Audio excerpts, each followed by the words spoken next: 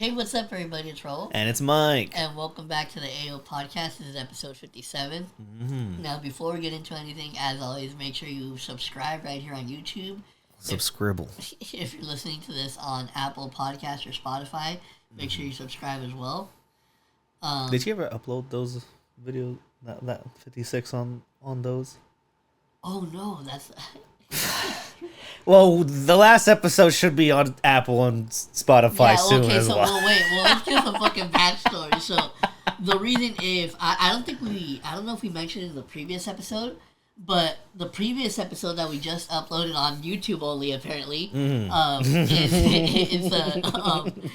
it was actually the first episode that you edited, instead of me, because I'm the one that usually edits the episodes. Mm-hmm. So I completely legit, until you brought it up right now, I forgot to ask you, because since you're the one that edited it this time, like, you also have to like upload the audio file to.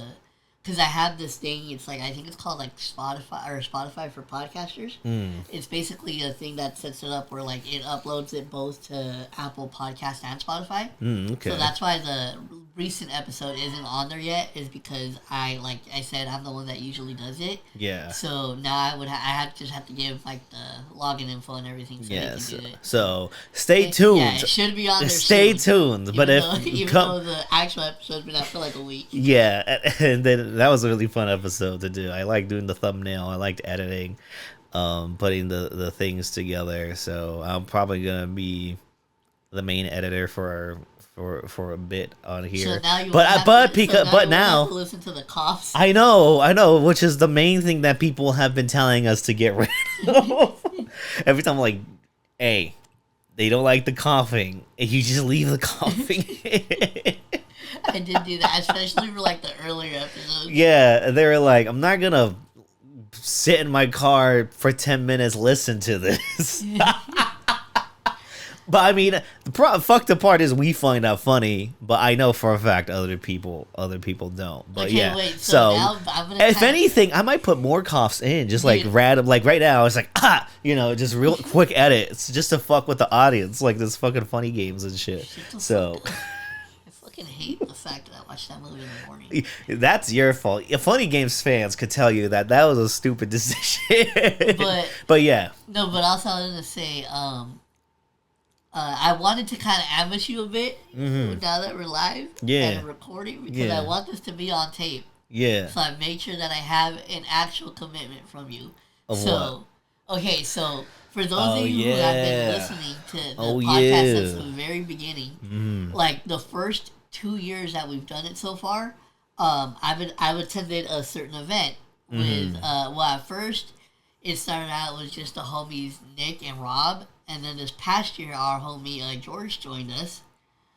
But if you've been listening to the podcast, you would know that this is the X3 Expo, which is an adult content expo, and I'm not gonna lie, as somebody that's been there twice, it's honestly such a fucking fun thing to do with like friends, because just some of the shit that you get into is so fucking unexpected and funny. Trust me, I would know, because two things, like especially the first time around. If you listen to that first episode, you know why that first time around was special for me. Yeah, you got Nick as fucking hype man, the unnecessary. He was like Soldier Boring, and like in the background where you got a fucking lap dance, like yelling in the phone, in the phone. Yeah, that was like it was like him watching a fucking football game. Like, I know. But so I wanted to, because you said prior to us recording, because I think this like.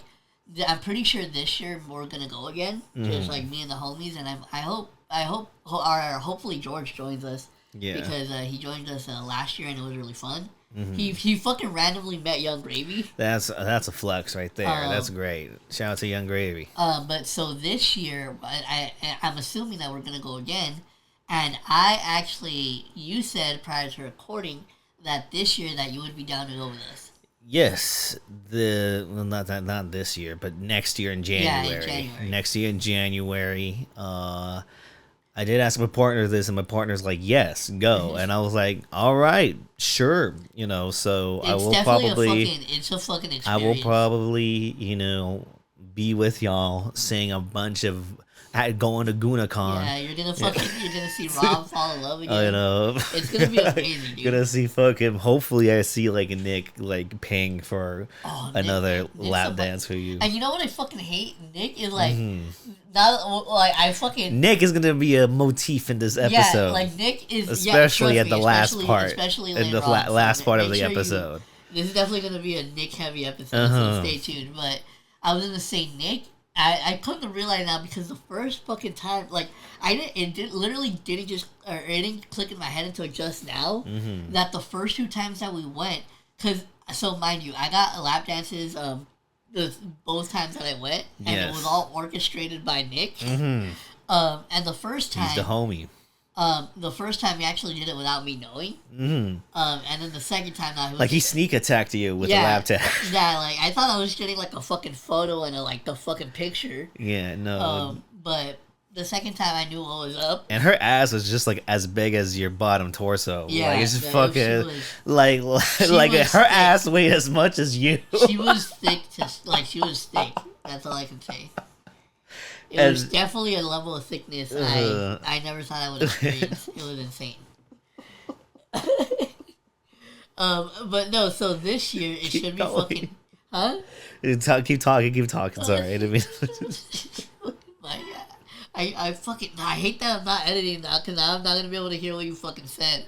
So this year I finally did get you to agree to go with us. Yes. And I cannot fucking wait, because I'm going to tell the homies later in the group chat. Yeah. But it's going to be so fucking fun just because those 2 nights that we went or just the both times that we went, because actually the first year that we went, we only got to go to 1 night because it's a 2-night event. And then the second time we went, we actually went to both nights, and both nights were really fun. And then we fucking ended up having this bomb-ass, we went to this ramen place that was nearby there, because the event is in LA. Yeah. So there's going to be tons of, like, restaurants and stores opening nearby for a lot of people. So when we left, it was, like, around, like, I think we left around 9. We went to this ramen place that was nearby there. It was fucking pretty bomb. I got this ramen that had I think I got the chicken ramen, but then I got a bowl of birria on the side. And I had never tried birria with ramen before, and that shit hits. That does sound like it could hit.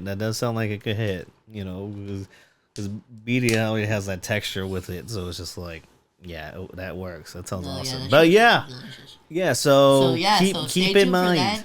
Stay tuned for that, because obviously when we do attend, we're going to give our recap on the podcast. So make sure you stay tuned for that, because this is going to be the first time that we're actually also going to get Mike's perspective. Yeah, you get another viewpoint on these adventures, which I think will be really fucking funny. Yeah. So now moving on. So recently, we actually also follow us on Instagram, and I think we didn't do that. Follow us everywhere in that shit. I don't know. Well, I think I started. I don't know if I finished it. I think I might have, because I said the thing about the podcast. Oh yeah, I did, because then we got sidetracked because of the podcast. Yeah. But make sure to follow us and subscribe. The main page and the individuals down in the description. From the Twitters, Instagram, letterboxes, and especially blue sky. We have to bring that up every time. Yeah, we do, because I fucking it's on the fucking cards. Yeah, it's on the cards. It's on the thing. The thing that's edited here. If it was cut, I'm cutting it again, cutting it back. You know, it's still there. It's still fucking there. That was definitely a choice on my part when I signed up. Oh man, that's crazy. You thought it was like, oh yeah. Yeah, I was ready to take the risk, bro. You were like, we're leaping into different leagues, and it turns out that's why I fucking hate. Like, I we just imagine, you know what it reminds me of? What? It kind of like takes me back. Well, because I didn't get to it. Like, I don't think I was. I think I might have had a phone by then, but I don't think I really got onto social media until a little bit later on. So I couldn't imagine what it was like. Like, let's say for like the early days of, for example, Instagram. I wonder how difficult it was for people, like, let's say that we're on MySpace to transition to like something like Instagram. Yeah, no, yeah, especially MySpace was like a very artist friendly type of expressive website for for artists. Like, you could put the music at the top of the page, do all that. It was very creative, especially within its time. It's definitely like you're definitely taking a risk whenever you decide to join like a new social media platform, because it's the chances that it'll actually like that's the same rules don't apply to each one, and that's each of these platforms. And that growth period, like depending on the amount of traction it gets, it's definitely going to take a while to build up. Yeah, and it's like, and it's always changing. Like from that to now, even now with the algorithm, with everyone's mind state and like attention span being at like an all-time low. It's like it's hard to just grasp people in general. Not only that, with all these different types of social media platforms, so you just gotta do what you do and try to get the audience you can, but like we do this for the funsies of it. Yeah, and what's crazy now when you really think about it? Like TikTok has literally made millionaires out of people just simply doing something for like 60 seconds. Motherfucking Vine made people millionaires for people doing 6 seconds of content. Like, bro, I don't think it's that far off. You know what my all-time favorite Vine is? What? That dude who anything with 9/11 is my favorite Vine. That was random as fuck. I wasn't expecting that. Oh, I was gonna say something so fucked up. What does it have to do with like the buildings? Yes. Okay. So shut up. Okay. What is it? I was just gonna say I was probably at shopping for those people. He's like, what? He's like, when I saw 9/11 happen, I was like, I gotta make a Vine in 10 years, 12 years. But it's the fucking dude who impersonated Lil Wayne. Yeah. Like when he he fucking drops like a box of Cheerios or something on the floor. He's like stepping on cereal, copy cereal. Yeah. One of my favorites is like when the dude's reading the cereal wrong, and then he's like cocoa bleep. Random side tangent on fucking Vine. Okay, yeah, we're 12 minutes in. We should probably get to the first thing we're gonna talk about. That's what I was gonna say, but then we got sidetracked. Yeah. So recently we actually did hang out, and it was because you hit me up and you let me know that the movie Jaws, because it is its 50th anniversary. It's 50 fucking years old. They were gonna be having a screening in IMAX at our local theater. Yeah. And so you're like, oh, do you want to go? And I'm like, you know what, fuck it, because it had been a while since I've actually seen the full movie. Yeah. Like I've seen people like react to it on YouTube and stuff, but I haven't gone back to like actually fully watch the movie in a long time. So this was gonna be my first time like actually sitting down and rewatching the whole thing. And not only that, in an IMAX that's screen. What I was gonna say. Like getting to experience this movie in IMAX, I'm not gonna lie, it was fucking dope. It made it feel more epic to me. Yeah, no, I think it also helped. First of all, big ass screen, fucking remastered 50-year-old movie, and very iconic. It's Jaws. Even people who haven't seen Jaws know so much about fucking Jaws because it's been everywhere in anything in the last 50 fucking years.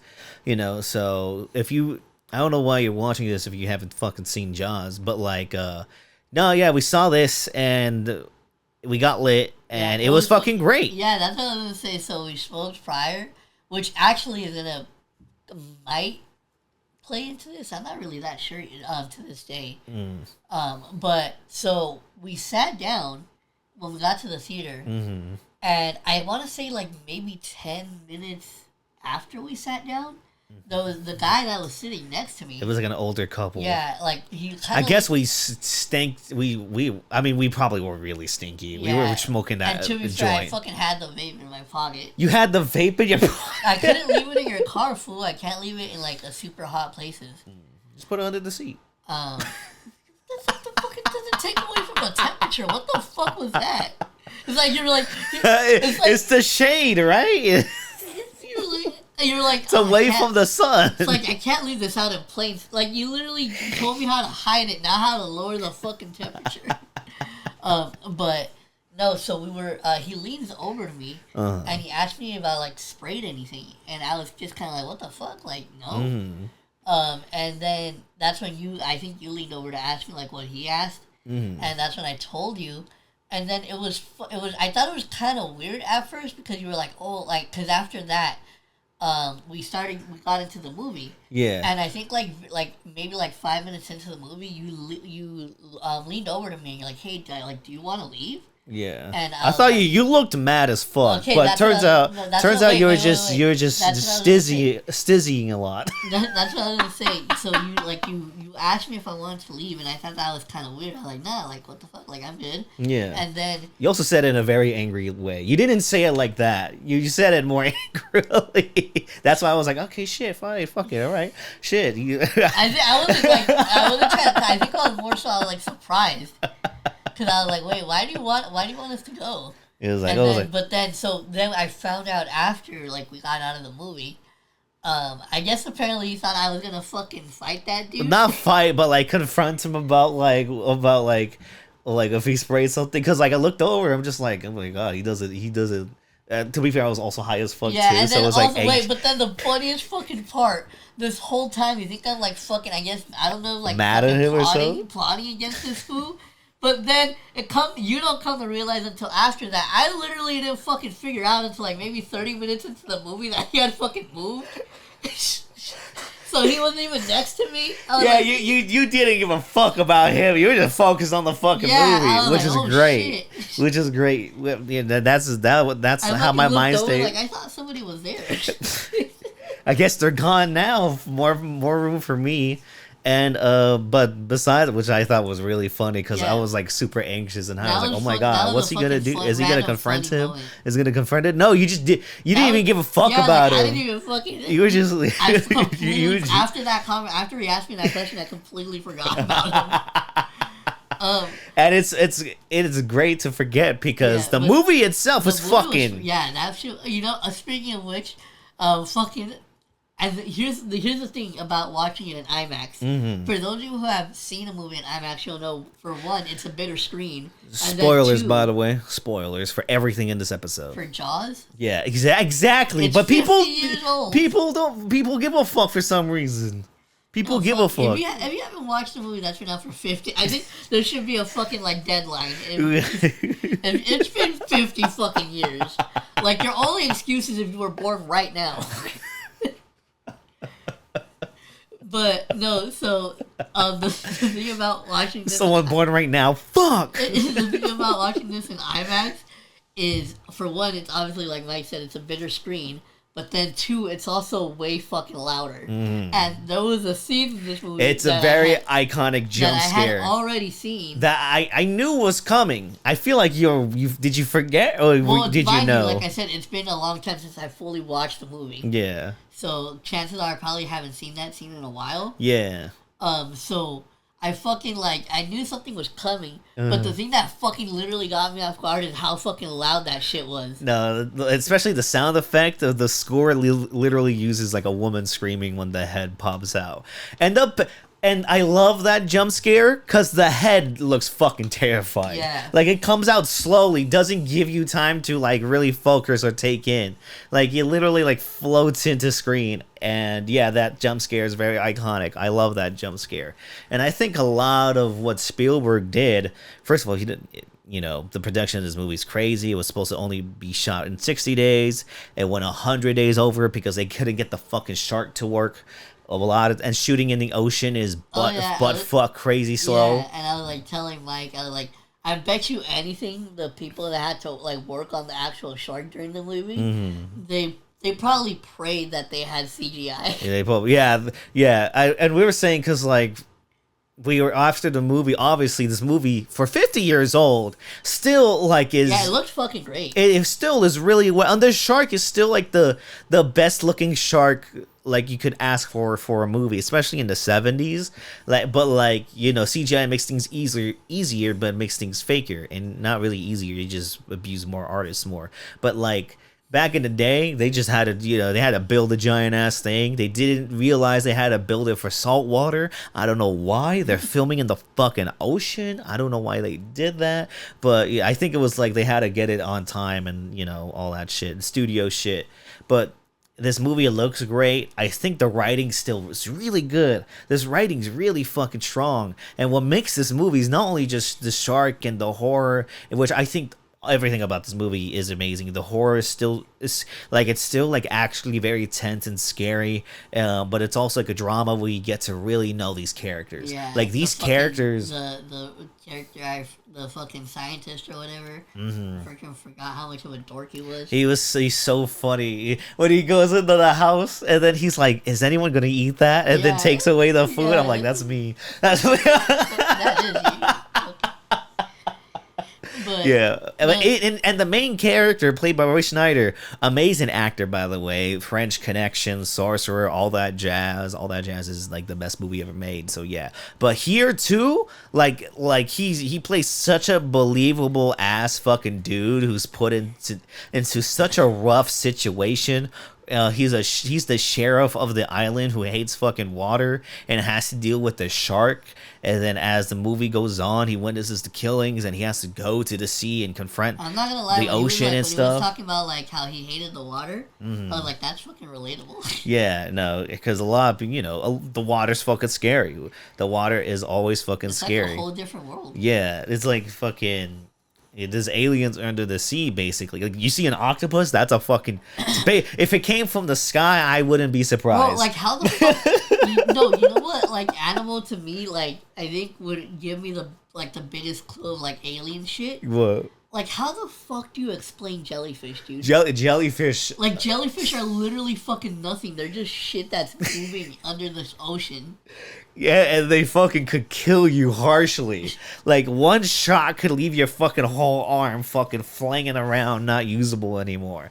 But I think the movie does the fear of the ocean really well. But also, this movie has a very, like, capitalistic criticism with it, too. Especially when it talks about, like, the mayor who's like refusing to shut down the ocean because of like the money and 4th of July and we need that shit. And it kind of just reminds me of like, oh yeah, that was fucking COVID.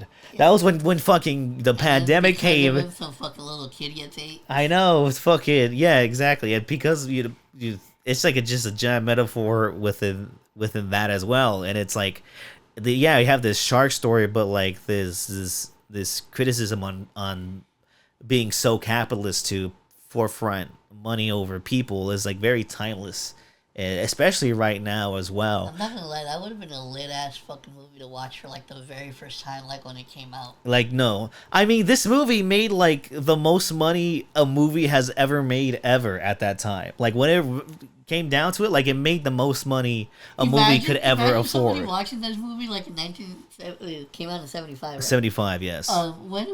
Imagine somebody watching that movie when it first came out and like I would have been shitting bricks. They never were like afraid of the ocean.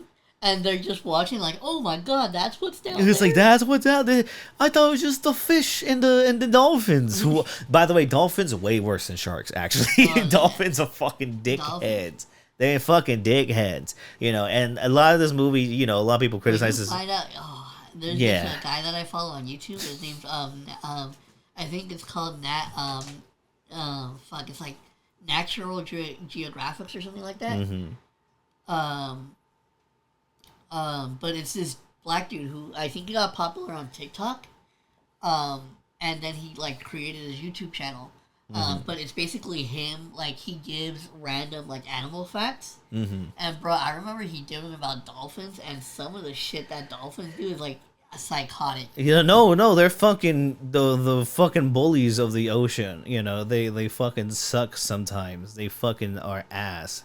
And a lot of people, shark defenders are like, it was like, sharks aren't this bad. Can you do one about dolphins? Oh yeah, true. It's like literally, there's a whole week dedicated to sharks. Yeah, well, can we look at people need to know how fucked up dolphins are. Yeah, we're getting fucking sidetracked. Let's go back to the movie. I think we need to do a dolphin. Yeah, it's just like gonna be. Oh my! I was gonna make a fucked up comparison. Let's move on from that. I was gonna. But when they get, I'm gonna connect it to another event in. Please don't. We could stop. You know what, editor? Cut this out. I didn't even say anything, and you want to cut that out? What the fuck was that? I felt like I was in a fucking I felt like I was in a fucking what's that waifu's name? God damn it! We just fucking reviewed Hereditary. What's his fucking name? What do you mean? What white dude? What other white The dude? director? Yeah. Oh, like an Ari Aster movie? Yeah, it's like a fucking Ari Aster movie. What the fuck was that? You better keep that in. That shit was weird as fuck. Jesus Christ, dude. But no, yeah. The things I'm gonna play with in the editing. So to wrap up the movie. Yeah. But the finale. Yeah. That finale when the shark blows the fuck up. Yeah, that blow up was fucking dope to see in IMAX. Yeah, but yeah. Oh, movies iconic. Yeah. We just wanted to talk about it real quick because we saw it. 5 out of 5. Obviously 5 out of 5, and I think this movie just has gotten better with age. Like all the camera movements in this movie is A1. Like it's so cinematic. It's 27, 28-year-old Steven Spielberg, man. He was fucking going crazy, and literally because he thought he wasn't gonna make another movie again.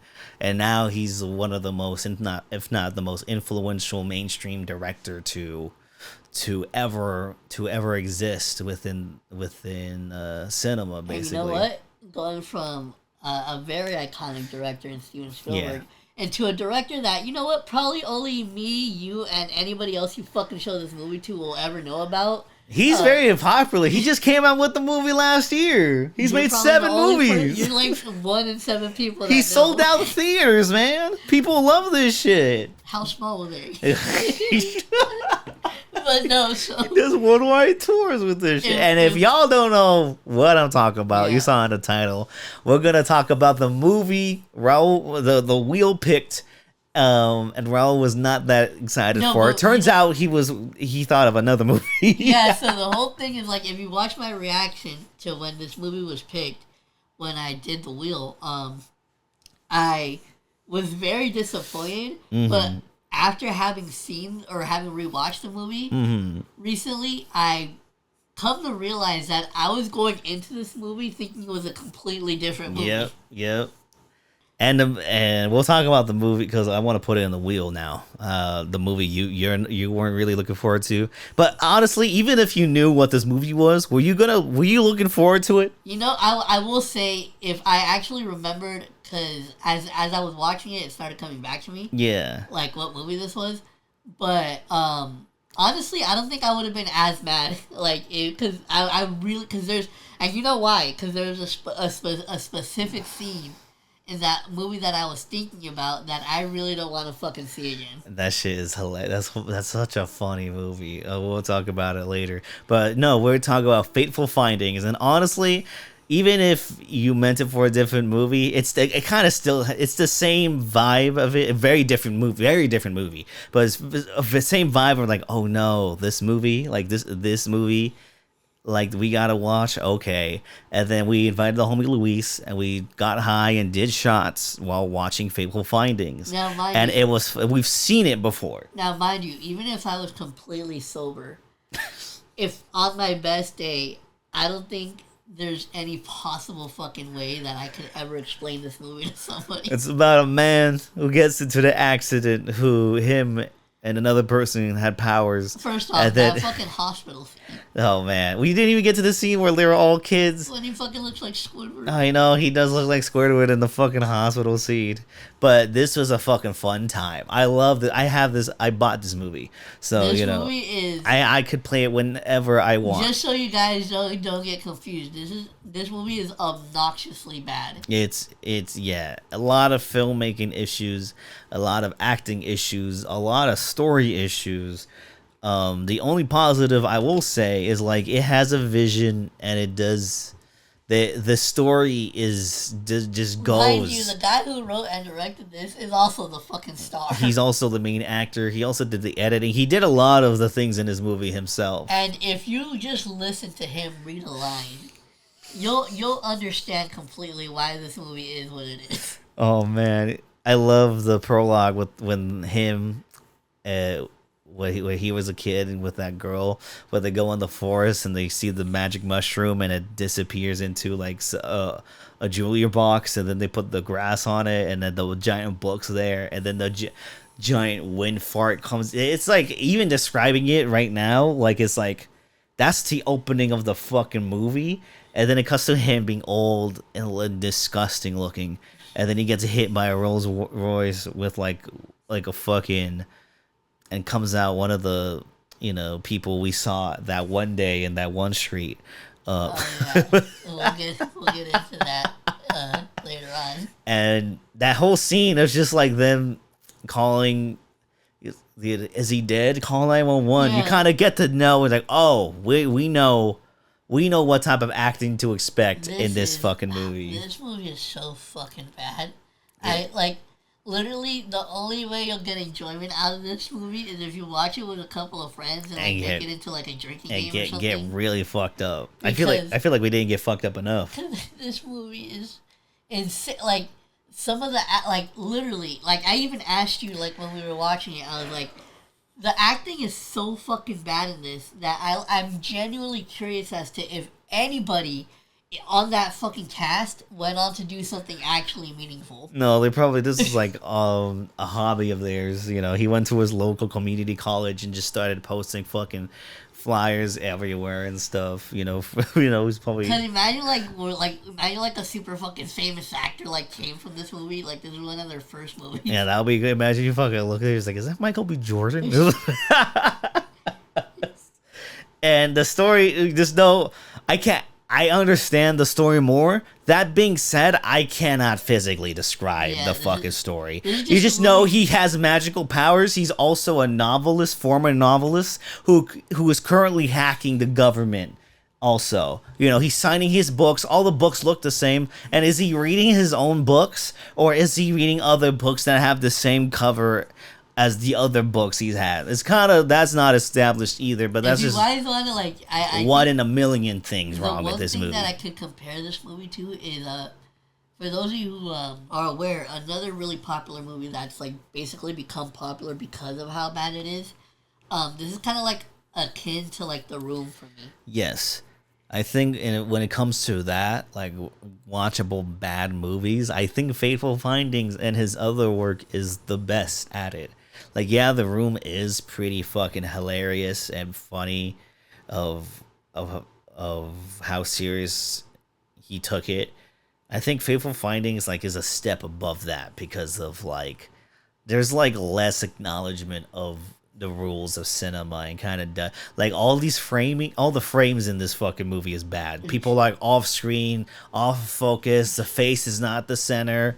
It's the therapist, the scene where he just drops the meat and nobody cares. Yeah, no one fucking cares. And then his doctor's office is a giant fucking the giant fucking office room. Oh yeah, it's a fucking board meeting room. Yeah. And then his psychologist fucking appointment is in this small ass, tiny ass fucking room. By the way, the best actress in here though is his therapist basically. Yeah, shout out to her. She was going in with these fuck ass lines. Yeah, she was legit the only one that actually tried. I was yo, she's actually doing a good job here. Shout out to that woman actually bringing a decent performance with this horrid fucking script. It takes a lot of talent to really even sell those fucking lines. But who wasn't good? Everybody fucking else. His wife, his friend, and his wife. A lot of side boob action in this movie feels contractual. Actually, it's I was just pull the blanket down, and then he's action. And then the dude with the drinking problem too, his friend with the car. By the way, one of the only good shots in this movie is when we have a repeated shot of the best friend dude working on his car, and it just starts with the engine and it pans over to him working on it and the drinks are there. That's the only one of the only good shots here. But the fact that I could find a good shot in this movie actually is impressive. I think the thing that I told you is that it's crazy how I feel weird ass people like Ari Aster definitely watched this movie when they were younger, because there's some shots in here where I'm That shit looks like straight out of And, Hereditary. I know, it's just like I think it's very it doesn't no matter what it is, it doesn't hold back in what it wants to be, which I think what makes it one of the greatest bad movies ever made. Like, yeah, sure, it's incompetent as fuck, and the acting doesn't sell anything, and the story is bare bones and basic about like supernatural, like mystical fate, destiny shit, but also fuck the government shit. Like, people, I bet there's people in the comp and right wingers that would be like, "Mom, this movie's woke as fuck. What do you mean? Like, you gotta trust the government, man. You gotta trust the government." So I'm like, So what would you rate this movie? and then no, what do you mean? We still gotta talk about when all the politicians unalive themselves in the stupidest way possible. Like, what do you mean? There's so much to talk about. I'm guessing you don't want to talk about this movie anymore. When he's spilling the coffee, when he's having, it's extremely bad. That's why, like, I can't go see that because I want if you want to experience this for yourself, I mean, you can.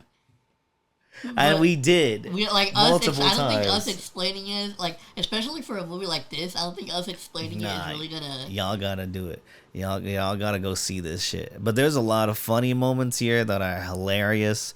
This, well, I can't believe you committed scene is fucking iconic as shit. We were like, I hope the homies do this for me. Oh, Louise. I can't believe when he finds people themselves, it's the funniest shit. The last thing I'll say is when he finds his wife dead and he starts slapping her fucking cheeks. Oh yeah, I think, by the way, just a quick note, you're probably gonna have to censor that in editing. Which one? The S word. What did I say with the S? Huh? What I say with the S? Oh, okay. Yeah. Okay. All right, got it. Editor. I want to do that weird shit again. Yeah, no, shut up. No. But then, so basically, yeah, this movie, I wasn't obvious. For me, this is a 1 out of 5 because it's like I said, this is legit like a movie that's only good if you watch it with like a couple friends and like I would never in a million years watch this shit by myself. I would keep it on repeat on my TV, and then and it's such a crazy whiplash going from Jaws to this. Like, it was kind of crazy, and then after this, you had the audacity to fucking put on to say, "Oh, one of the best new series on Tubi." Fucking the lesbian homie. So which is basically a YouTube skit series. For those of you who have Tubi. The scene that it's free, so everybody I think has Tubi. I think I came across. I sent it to you on Twitter. Yes, because that's when I originally like first came across it. And like, what the fuck? Like, at first I was like, this can't be fucking real. And then lo and behold, I go on fucking Tubi and it's fucking real. And like, okay, I gotta at least watch the first episode.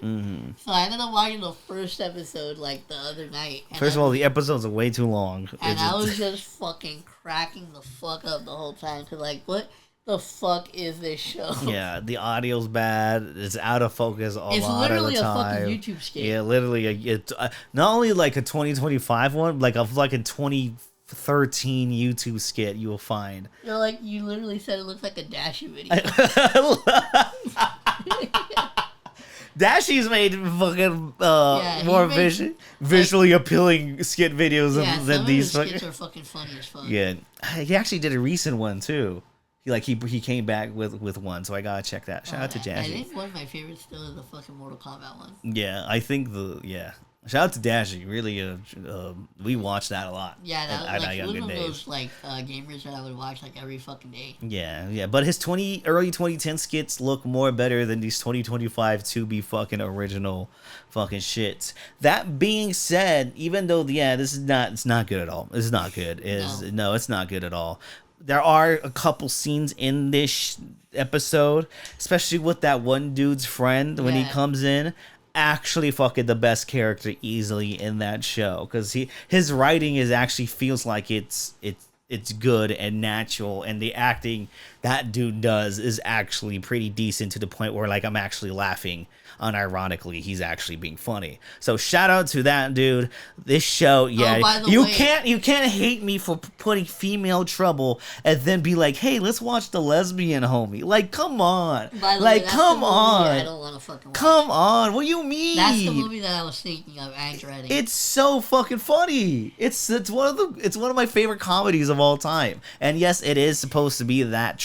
It's supposed to have that trashy fucking aesthetic and look and camp to it. But it is gnarly disgusting.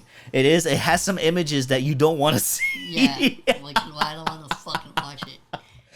You watch Terrifier, bro. But like, what do you fun. mean? You that's fun? Because it's like that's what you know what you're going into. I didn't know what the fuck I was going into with that, dude. Like there was no fucking sort of warning or anything. You can't give a warning with a movie like that. But yeah, lesbian homie. But we did in the background because we Luis needed to go home and he wasn't sober yet. We were like, fuck it, Beavis and Butthead, do America. Oh yeah, that was a fucking fun rewatch too. Yeah, and it was like you watch it like this is the I can't imagine someone who wasn't born in the States like you know as someone in another country watching Beavis and Butthead not knowing what the fuck it is even about. You know what I'm gonna do? Like, so there's this channel I think it's called like I think it's like Asian Angels or something like that. But it's these group of girls. I think I want to say they're from Vietnam, but they do reaction videos, right? And I got put onto them because they started reacting to they started from the very beginning and they reacted to the seasons of Family Guy. Mm-hmm. And so that's how I came across their channel originally. But they also have a separate channel where they do movie reactions.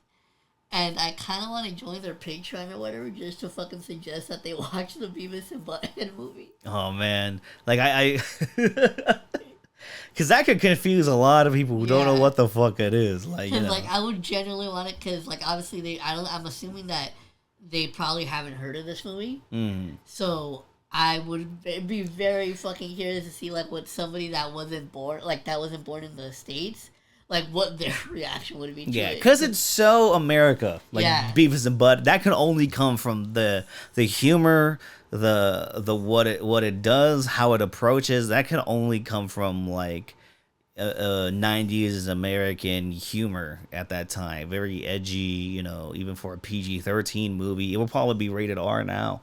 If we're being fucking honest. It always just amazes me that every time I see that or see anything Beavis and Butthead, mm-hmm. I'm like, this is the guy who made King of the Hill. Not only that, Silicon Valley, Office Space, really, but all are different, but all have that are basically the same. But they're fucking hilarious. And that new King of the Hill is good too. Because when you look back, when I look back on it now, you can definitely see a little bit of the Beavis and Butthead influence in King of the Hill, mm-hmm. especially because I think Dale is a strong component to that as well. Yeah, he's I think now when I think about it, it's kind of like that universe's version of Beavis.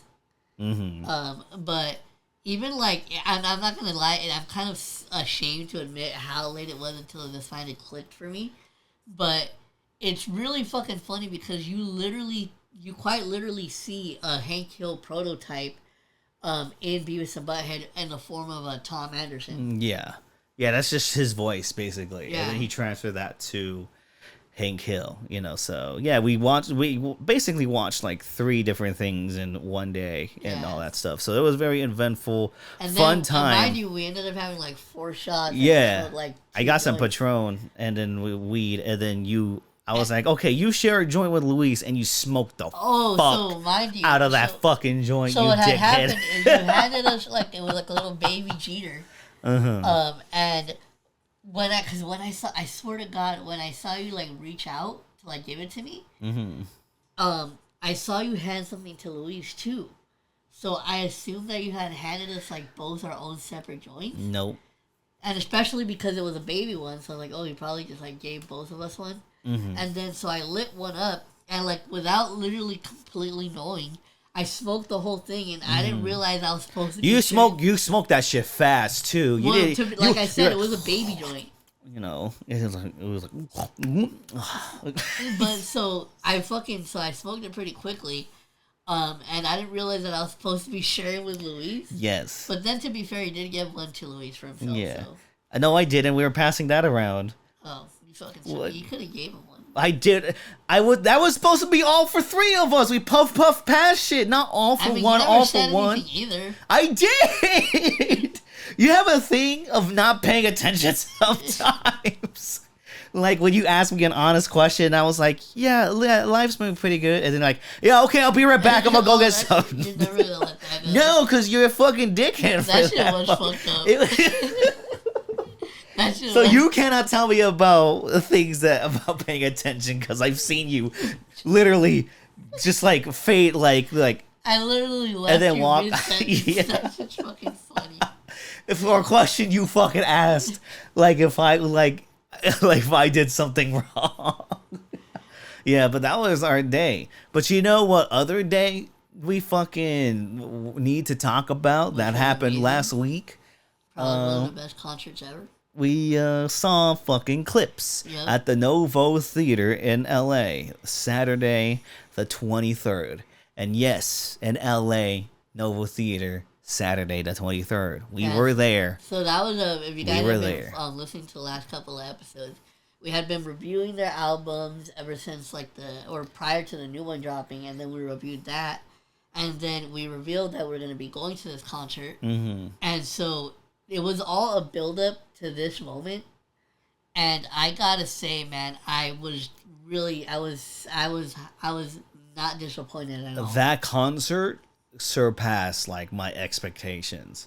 Like that really shocked me. Not only Clipse's performance, I think was a fucking one, but near the beginning, and yeah, you guys probably already know this. Oh wait, so then we're gonna get straight into it. Yeah, so you know. Okay, so then they started off. Like, okay, I could have told. Well, I didn't know you were gonna go into it like right away. Okay, they started with because they had another song before it. I forgot what they played first, but they got into Chains and Whips, and then so, Malice does his verse, and then like here's the thing. So, to pause real quick, the reason why you wanted to go originally was because you thought Tyler, the Creator, might be. I was like, if anyone's gonna make a surprise appearance in LA, it's probably Tyler, the Creator. So, mind you, when they played, when they started out with didn't they start off with Chains and Whips? I think it was one of the. I forgot what song. It's probably like on YouTube, but like Chains and Whips was like the second or third song. No, it had to be the second. Yeah, it wasn't the first. It was but I said third. Second or third. Yeah, so it was the second song, and then we're like all rapping, getting hyped as fuck. By the way, we got there. Nick got me a drink. Oh yeah, and then you fucking told him. Yeah, I was like, surprise me. Which listen, by the way, knowing you fucking know Nick, you know that's the worst possible person you can tell that to. Honestly, he was the best because he brought me fucking I think it was like a pomegranate mix with a mezcal drink, which I took a sip. Fucking hit immediately, and then after the concert, he told me, well, I'm just gonna give me context. Patience, man, patience, yo. I was about to do something crazy. Yeah, you were fucking getting off the rails there a little bit. Roll it back, right? Let's go reel it back in. Reel it. So after what did Nick tell you after? Yeah, after the show, editor, cut that out. After the show. He told me that he fucking doubled the fucking alcohol in that drink. So it hitting as quick. All I asked for was a water because I just wanted a water. Yeah. So it fucking hit quick, like, and during the beginning of and I drank that before the show. Was continuing to drink it, and then Chains and Whips. Pusha comes in, well, rapping Pusha's verse. I was like, hell yeah, Malice raps. All right, hell yeah. And then mind you, so that's where we thought we were assumed it was gonna cut off. Like after that. Yeah, cause like, oh, Kendrick just cut off the fucking GNX concert. He's not gonna pop out, right? Right? Well, we were there. Yeah, and we got to popped experience the that. fuck off. The whole room. 3,000 seater, by the way. It's just like it was a very small theater. It was the size of a club, very small theater in the grand scheme of things. Fucking, he comes out, the whole room's fucking that shit was like me, you, on and Nick fire. were fucking hyped, dude. No, not just us, just everybody in that room, bro. I was screaming. I'm probably gonna put footage right here where I was from me and from my video and your video. I think my favorite part is because I started recording when Kendrick started off the Jin scheme verse. And the funniest part is in that because you were like right above, like you were on the row above us. Yes. So you were literally right behind me. And so in my fucking video when I'm recording Kendrick doing his verse, you literally just hear you in the fucking background like yelling ad-lib. Yeah, no, I was yelling out the lyrics. I was like, this shit get gentrified. I was yelling. My voice was going crazy. The fact that I could fucking hear you in my video is kind of fucking funny. Yeah, I was going fucking crazy.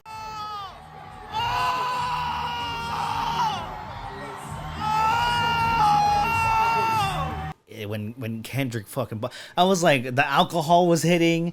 Like, I was hyped from Chains and Whips, and then when Kendrick come out, like, bro, that whole room ignited. Not only that, because I was shocked, because he just got off the fucking tour. He was like doing like 60,000 seaters around the fucking world and shit, like big fucking stadiums. He comes in in the 3K fucking stadium. What the fuck? Like, that shit is crazy. Yeah, not only that fucking crowd was lit as fuck. No, we were fucking yelling, screaming. It was like they really showed LA what's up. They really did. Not only that, Kendrick, after like he gave them their flowers, and then was like, I'm going back in the crowd to watch this with y'all. I was like, damn. And he's so fucking.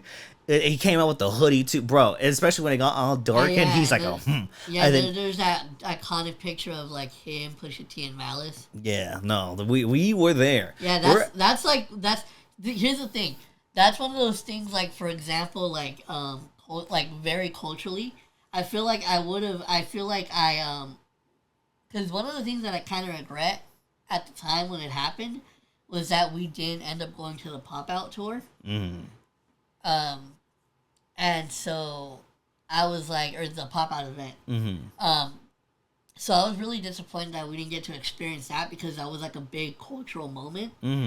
But then, like, getting to experience this, like, I was like, that's a fucking hip hop moment that we were there for. Like, we got to experience that. Yeah, no, because I saw it like all over fucking Twitter like the next day. Yeah, not only that, like, my friends were texting me, my fam was texting me, wait, what the fuck? Who did you see? I'm like, I fucking saw Kendrick Lamar, bitch. Like, one of my favorites.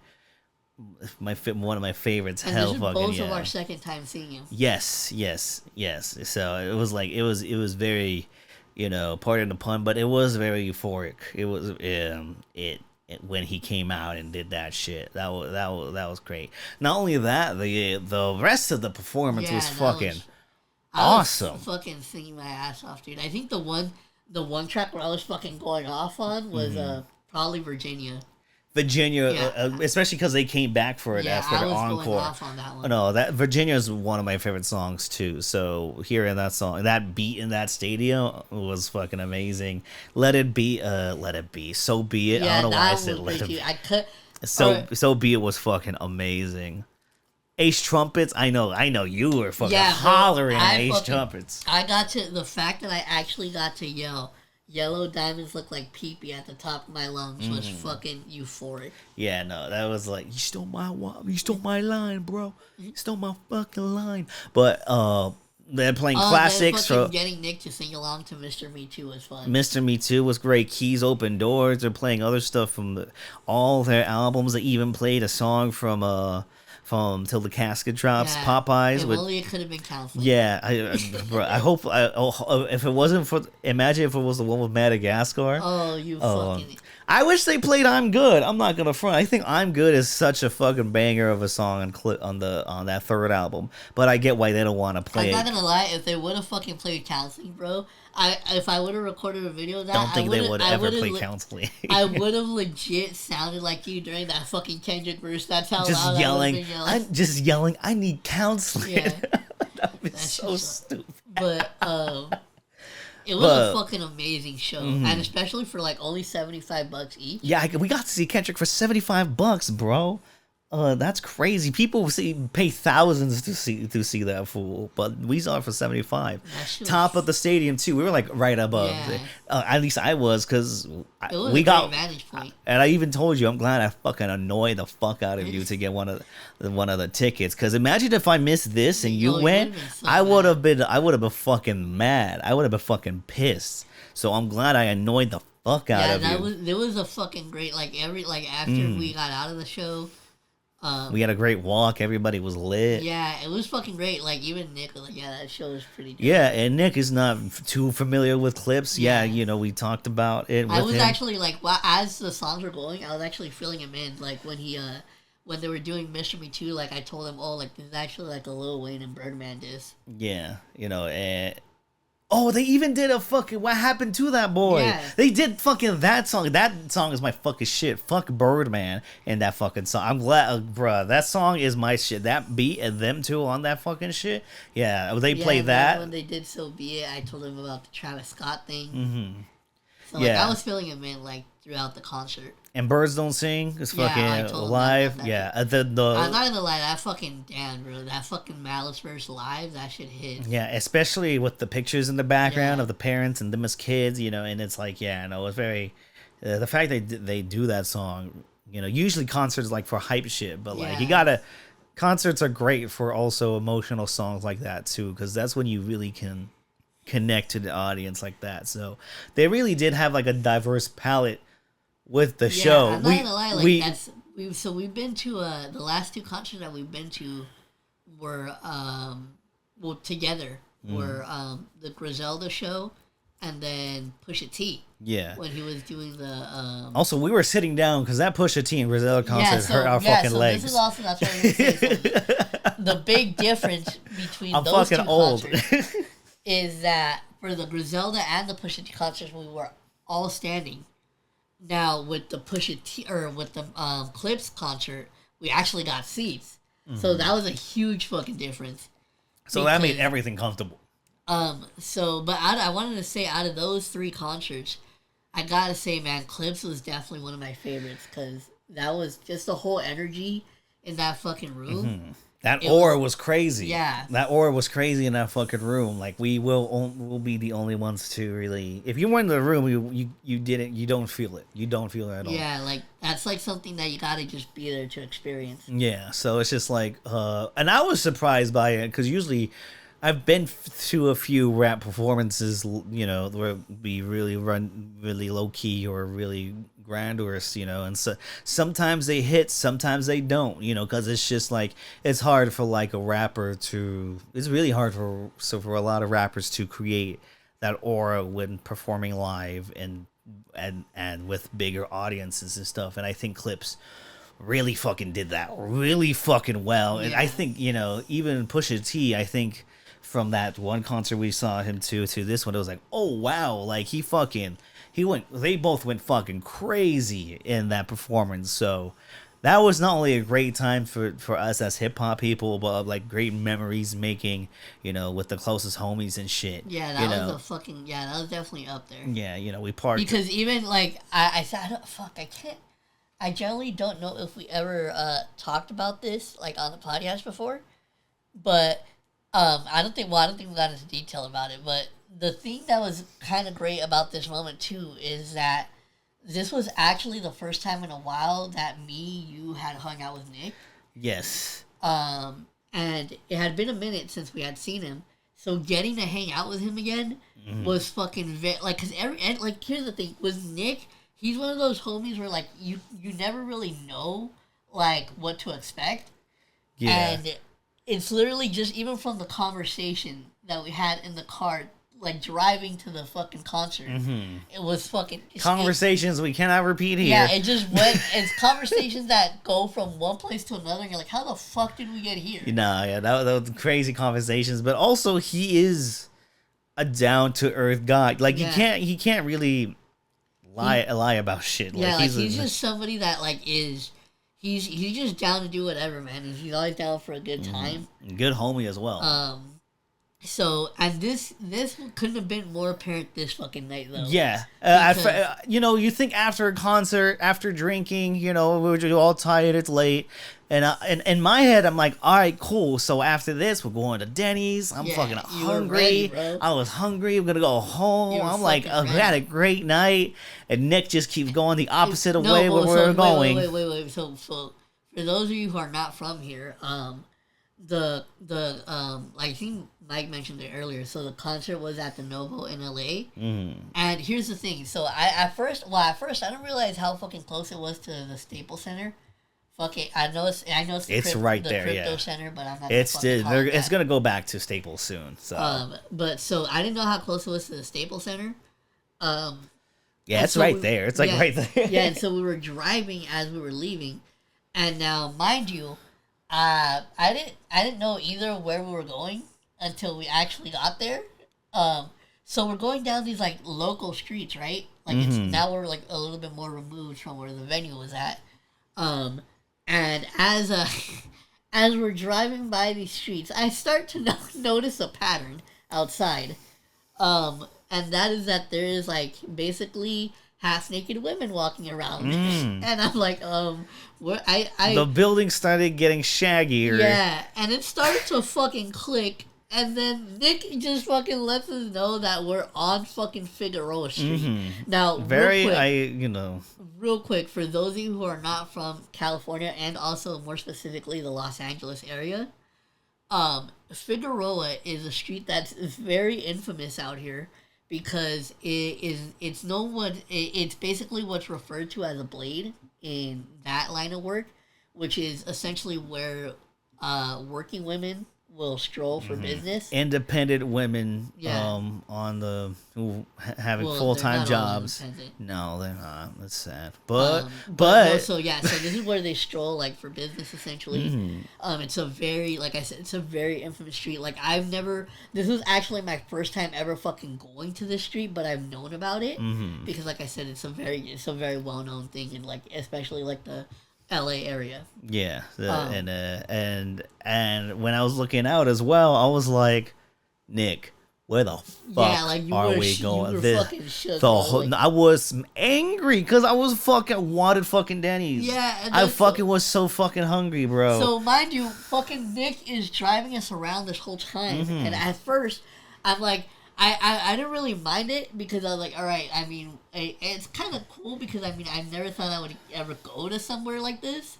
So, like, to actually be here is kind of interesting just to see, like, what the fucking, like, environment is like. What it looks like. Yeah. Not to mention we were seeing, like crime scenes popping up every other block. It wasn't, like, and I'm like, if you see motherfuckers getting murked, that means that's a great place for head, I guess. I mean, yeah.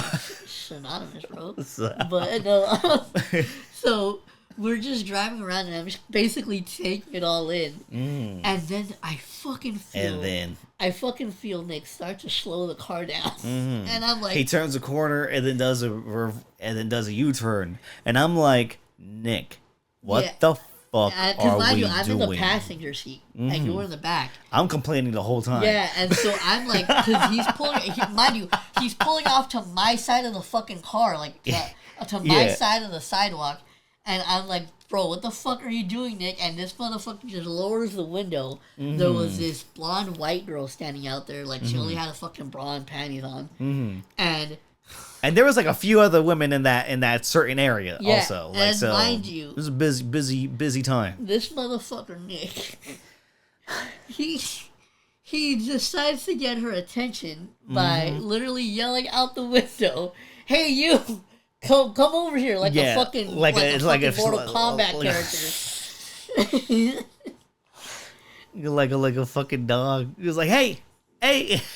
So she walks over to my side of the fucking car, and Nick starts spouting this BS to her about how I'm apparently visiting from Texas. Yeah, you're a Texan, Raul. Didn't you know this? And so she's like, basically asks her like how much, and then she explains to us how much it is, and then I'm trying to fucking figure out how I'm gonna work my way out of this fucking situation that Nick has just put me in. And meanwhile, while she's coming up, and I'm just like, Nick, I would fucking scare the hoes right now. I would start yelling. I was yelling to go full autism. Yes. Release what the cage inside of me of like my autism and really just yell it out. Mind you, so I'm trying to figure that, and then she goes like, I'm like, oh well, I think of a line that I had heard before, and I'm like, oh, you know what? Well, I actually have to get money. I don't have cash on me. And so she's like, oh, just give me your phone. I'll put my and so You got the number. For some reason, I handed her my phone, which in hindsight was a very stupid idea because that comes to think, like, she literally could have just fucking ran off with my phone. I know, yeah, that's crazy. Yeah, I mean, Nick probably would have chased her down. Honestly, Nick Nick will be that home and be like, "Hey, bitch," and start like driving driving over the sidewalk and stuff. That statement was because that's exactly what he would have said. Yeah, it was like, give his phone back. It was just like, we got the phone wrong, we got it. He was like, oh, this cop's over there busy. If there's any homie that would go to that length for you, it's gonna be fucking Nick. Like, who's a fucking down to earth man. But so I gave her my phone and she puts in her number, and. So then we finally get away. We fucking leave. I started yelling at Nick. I'm like, I'm fucking hungry, Nick. I was like, the whole time, and then after I deleted the number immediately. Which I'm not. Never mind. I could have saved that, but no. So I mean, it's honest. It's truth. You did. You did. I mean, yeah, I did. I did. I mean, I could have saved it. But you could have saved it. It was like, we know where to go. Yeah, we know where to go next time. Well, I know. I know where you work at. It's a very infamous place. So place has history. That was a very insane. Because going from the fucking Clipse concert to that. Yeah. Was fucking funny and insane. And all in one. And not only did we go through the main streets, but we went through the back streets that are by the fucking freeway also. So we were like going back. I'm like, Nick, where are we going? At one point I was looking out like, damn, I can't believe there's actually houses out here. It's fucking run down ass houses, run down ass apartment buildings. I was looking at those fucking houses like, rent right here better be $100 a fucking month. Nah, that shit's fucking at least $700-800. And they expect you to play. There's no fucking way. Yeah, you just are constantly seeing transactions of whatever nature outside your front window. Yeah, no, it's like a lot of people were up there, man. But no, so that was just a very fucking wild side adventure that we went on. No, that shit was crazy. I was fucking mad, but we did get a Denny's though. Yeah, we did end up going to Denny's, to be fair. And that shit hit like a motherfucker. Yeah, you got a fucking Grand Slam which I got some French toast, got fucking sausage. Yeah, no. I was fucking going in. I was going in. It was a great night, though. That was a great way to end the night. Amazing night. That's why I'm saying. That's why I can't fucking wait for you to go with us to this event because I cannot wait to see your fucking just to get your reaction is what I'm literally looking forward to. Yeah, so it was like not only did we see a banger concert, we went through the streets of LA to explore the alleys and shit, of where people what happens behind the scenes. where the women of the night work and stuff, not to mention a few crime scenes that looked fresh as fuck. That probably happened while the concert was going on. I was just like, oh whoa, and not only were it wasn't just a sidewalk blocked off. It was whole blocks blocked off. But shout out to all of you trying to make a living out there in these hard streets of LA. Yeah, you got our prayers. Man. Yeah, get the fucking money. And then, get these fucking simp ass nerds to give you money, all right? You just a mouth. That's it. All right. Recommendation. Oh, wow. The wheel. Wow. The fact that you ended it off with that statement, Jesus Christ. Yeah, that was definitely a perfect cutoff because that was fucking wild. It's just a mouth is fucking wild. Oh God! It's a joke. It's a joke, y'all. It's a joke. Be safe out there. But no, so and strap it up. Also, strap it up. It's fucking if don't women. Be a nasty. Yeah, don't be a nasty motherfucker. Just and be kind to them because other people are not kind to them. So, anyways, the wheel. Do you want to? do you want to do the wheels now? We need to transition soon before I keep going. So I guess, well, yeah, but that movie that you watched not on there yet, so. All right. Is it still Fateful Findings on there then? Yeah, so if it gets it, I'll just pick something else. No, if it's on Fateful Findings, then it's going to be the movie then. Fuck you. Yes. If it lands on Fateful Findings, we might do Female Trouble. I fucking hate you so much. Right. Alright, so this is gonna be the movie for this month, for the month of September, because obviously we didn't get a chance to do the Faithful Findings for August. Mm-hmm. So yeah.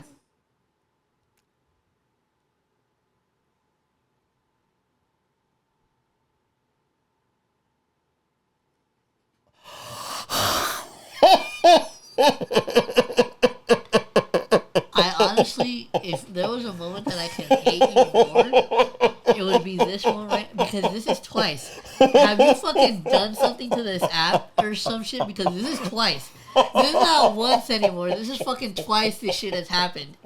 What the fuck, dude? I fucking hate you with every ounce of my being right now. Fuck yeah, because that's what you fucking get. Female Trouble, y'all. Directed by fucking one of the greatest to ever do it, John fucking Waters. We're gonna be watching that shit, and it's gonna be fucking lit. And that's one of my favorite comedies. It's a genuinely amazing, trashy masterpiece. So actual good movie. Faithful Findings is like fucking Mozart compared to what the fuck I was about to fucking watch. This is you keep insulting this movie. This movie's fucking great. This fucking movie's great. It's hilarious. How you watch Terrifier 2 and not fucking because this? I know what I'm in for with Terrifier. I didn't know what the fuck I wasn't expecting a fucking dick in my face. Oh man, there's a lot of dicks in that movie. I think that's the first movie you ever showed me to where that shit happened to me. Yeah. No, I think that was Mandy. Yeah, Mandy. Mandy's the one we went to see in the art house, and then you were like, what the fuck is this? Yeah. A dude standing 10 minutes for this fucking dick out and shit? Fucking right, dude. I fucking hate you so much. Female Trouble, y'all. Oh my god, that's an actual fucking masterpiece. Like, it has a high rating on Letterboxd, everything. Like, you can't. It's a fucking dope movie. And make sure to fucking subscribe and follow us to keep up. And be prepared for this fucking movie to watch. And then to wrap it up, we'll do our recommended. Yes. Oh, we should probably wrap that shit up then. Completely forgot about that. Not gonna front. And you know what? I'm gonna go fucking